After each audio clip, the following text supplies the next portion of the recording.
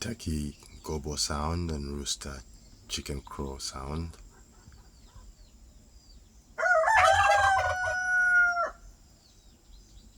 The chicks and birds chirp away. My pet thread-waisted wasps chill out in the morning.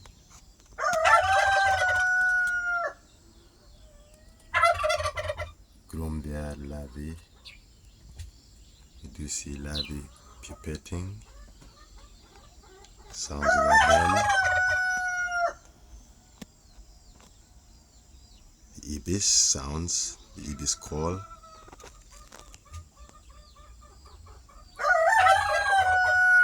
My pet thread-waisted wasps protect their larvae in their cells, in their nursery cells, paper nests.